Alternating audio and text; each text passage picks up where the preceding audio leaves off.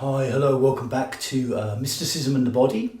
My name's Devraj, this is my new YouTube channel. On my other body-based therapy channel, I'm looking at techniques really within that field that you can learn and that you can practice, workouts you can do.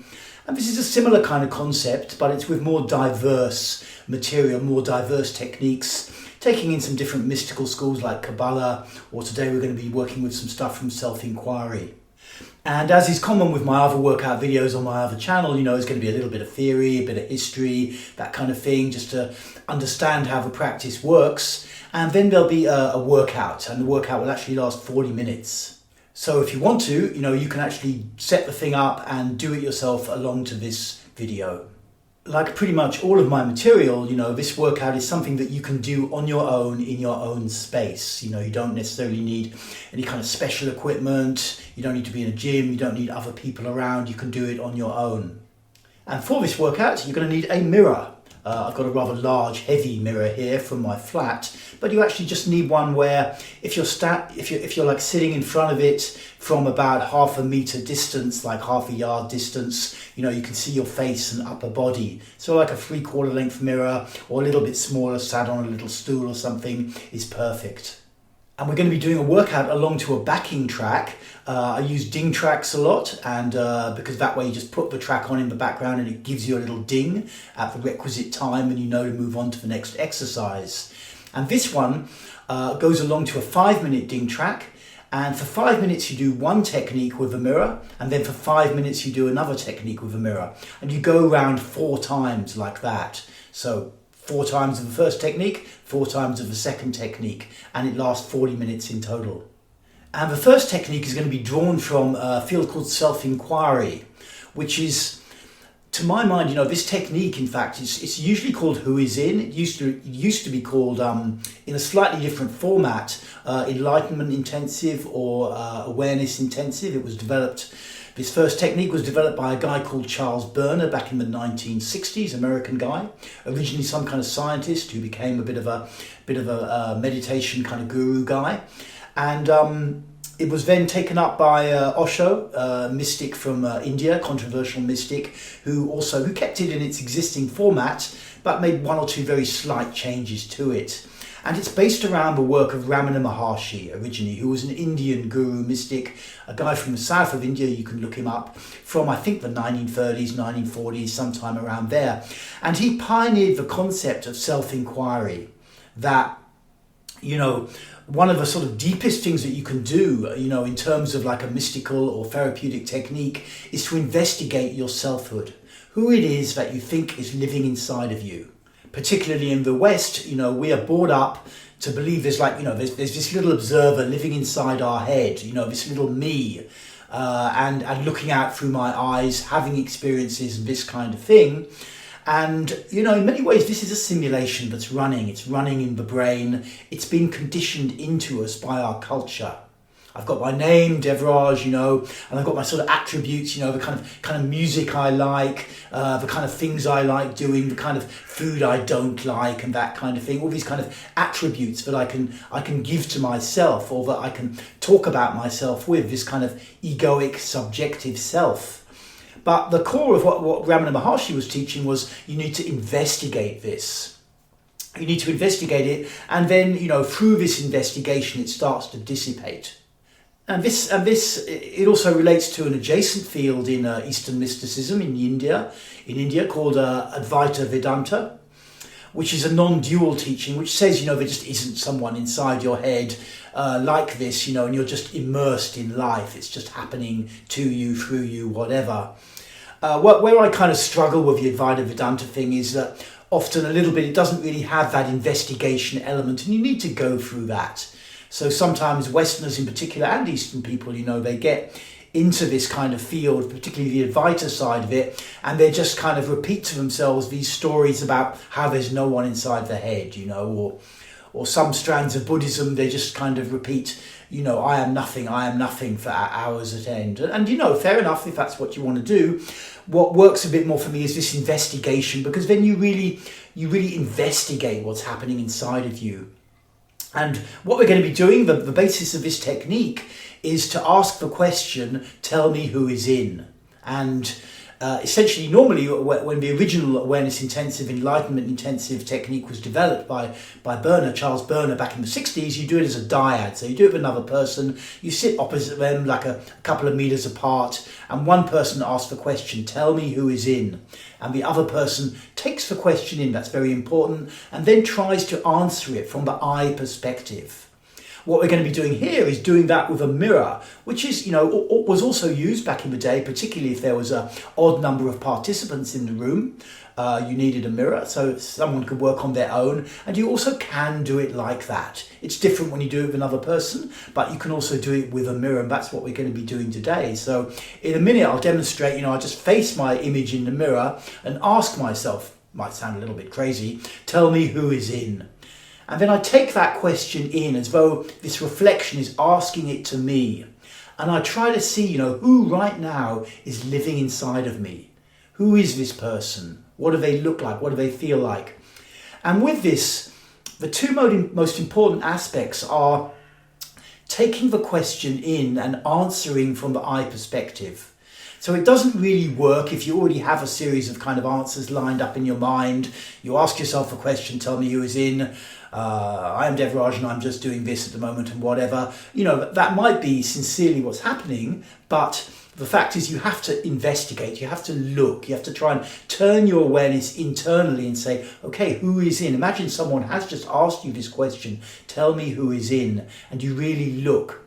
This is very important, this action of looking, because it like digs a channel through your subconscious mind very slowly, bit by bit. It excavates this false sense of selfhood. You can't jump to the finish line with this technique. You can't just start saying, I am oneness or whatever. It's not going to cut it. You have to really look, okay, who's inside of me at the moment? And then the second thing is to try and speak from the I perspective. So instead of saying who is in is this guy who is trying to get it right now and doesn't want to overtalk, it's more like I'm in right now and I'm trying to get this video right. If I look at me, myself in the moment, whatever. So I'm talking from the I perspective and first of all really looking. And it's good to try to keep speaking, basically. Try to keep speaking. There will be periods when, you've asked yourself a question, you've spoken a bit, feels like silence, there's not much there, but keep looking. Remember, it's the action of looking. It's not a finish line kind of thing. It's the action of looking which creates change. So each time you try to look and try to answer the question, it's really creating change. So you're going to do this for 5 minutes, basically, and then there'll be a ding, and then at the ding, you change around to a second technique. And this technique it's more from therapy rather than meditation, but it's also very meditative. It's a self-acceptance technique where you simply look at your reflection in the mirror and just be with it, basically. So I'm just going to look at my face and my upper body in the mirror and just spend time with them, taking them in. So sometimes it's like a little bit taking the whole of me in. And other times it's more like, okay, I'm really looking at my eyes, my forehead, my hairline, my ears, just taking myself in. Now, most of us, we're used to looking in the mirror just for a little bit, just to kind of make sure we look cool before we go out or whatever it is, make sure our hair's in place, this kind of thing. And and many people are not used to just really taking themselves in. And it can be very, very powerful technique.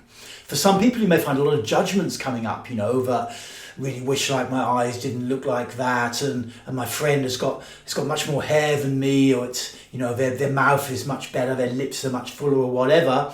You can't avoid this in a sense, if you have a highly comparing mind, and many people do, particularly when they're a bit younger. I'm in my mid-60s. It's not so powerful for me now, but when I was younger, there was a lot of comparison going on all the time, or self-judgment, that I shouldn't look like this in some way.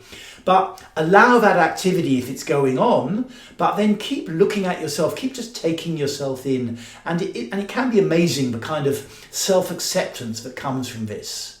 We live in a world where right now it's certainly been in a phase where it's a lot about performance. You know, it's a lot, it's very performative. You have to act, you have to perform, and that's just how the culture has been. You know, we don't need to make big judgments about that's wrong or right or whatever.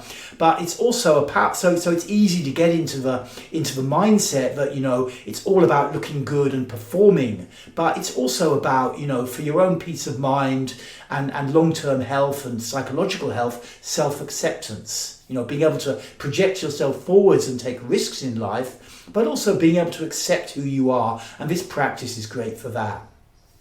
So just to recap and make sure it's kind of clear, because once I've done this explanation and done a little demonstration, it'll just go to audio, this video. And then if you want to actually do the technique, you know, you get your mirror, line it up and you go for it. And I'll just be guiding a little bit in the background on the audio, and there'll be dings basically. So for 5 minutes, I ask myself the question, tell me who is in, and try to answer it to my reflection. And by the way, it's good to keep your eyes on your reflection while you do this. It's not so much closing your eyes. You can a little bit, but try to keep your eyes open. And then when the ding goes, I go for 5 minutes of just taking myself in. And then there's another ding after 5 minutes. I go back to the tell me who is in, ask myself the question again and try to answer it. And then when the ding goes, back to the self-reflection, self-absorption, basically. Okay, we go around like that 4 times. So you do each technique 4 times, and then there's a kind of longer ding, then the session is over. If you get turned on to this technique, because in the original format, you actually did it for 3 days, and it didn't include this self-reflection, self-absorption part. You just asked the question with a partner. And I'll just explain that format briefly in case you get turned onto it and you want to try this either on your own or with someone. You can download the ding track separately. I'll put a link below in the description of the video. And then basically what used to happen was you do it for 3 days, essentially, which sounds a bit crazy. And it does drive you pretty crazy. But you ask the question with a partner. So for 40 minutes, you're asking this question to a partner. You go one, then the other, one, then the other. Then there's a 5-minute break when you can't make any eye contact and you can't speak. You know, and then you sit down with another partner and you continue again, basically the same process. And it goes on for like 3 days, from like 6 in the morning to about 10:30 at night, you know, with little breaks for meals and for some kind of Osho meditations, just to discharge a bit of energy and release. And it drives you pretty crazy, to be honest. But you also have some very deep meditative experiences. It's one of the most powerful structures that I'm aware of, and it's kind of cool because it's also kind of formalized. You know, you can't really fiddle with it. As a workshop leader, I can't really fiddle with that process very much. You know, it's set in stone how it is, and the group of people just follow along. And obviously you can do that yourself for a longer period of time. So if you want, you can download the ding track from the link and do it for like 2 or 3 hours or something like that, just going around. Okay, that was a slight diversion for people who want to go deeper. Now let me briefly just demonstrate what it looks like. I think it's pretty well explained, but good to have a little demo. So I get myself comfortable, you know, quite close to my mirror, so I can really see my face. And then when the ding comes, I ask myself the question, and then, you know, I take it in as though my reflection is asking me the question and try to answer it. So imagine there's been a ding. Tell me who is in. Who's in right now is someone who wants to get it right. I want to get the video right. I want to, sometimes I'm kind of like too spread out and my language is kind of going off into too many channels and stuff like that, but I really want to get it right. I don't want to have to do it again.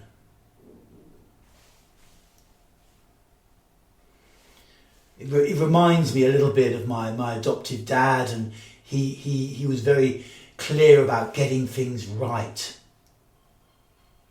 doing it the right way, and there was always a kind of incentive and a kind of punishment if it didn't go properly or the way he wanted it. And I'm a little bit, you know, bit worried about revealing these things on a video.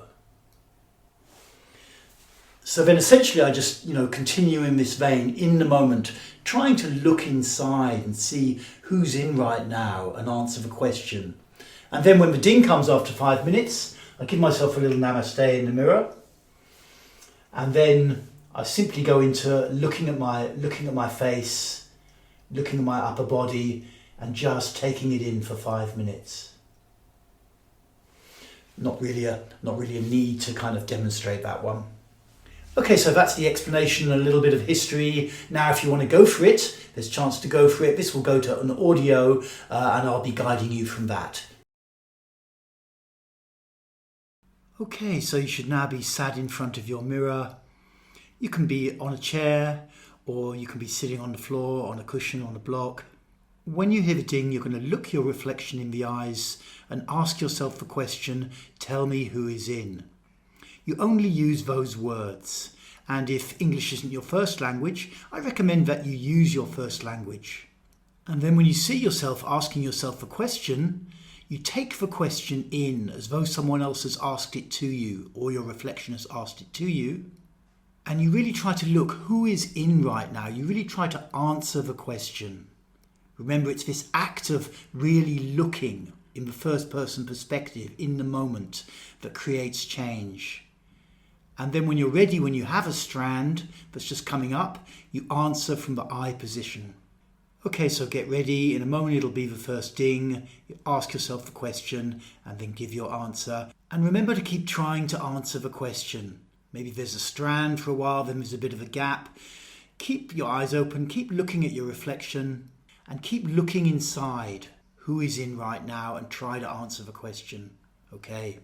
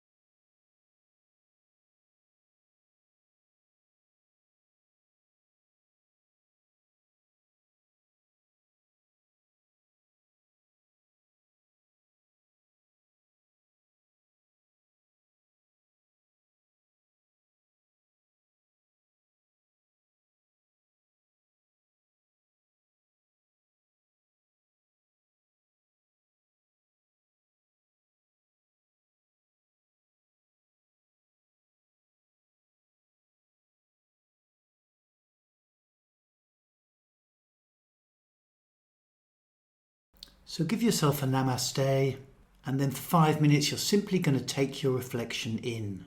Really being with your reflection, being with your face and your upper body. Remember to keep breathing and also try to feel your body while you do this, just really taking yourself in for 5 minutes.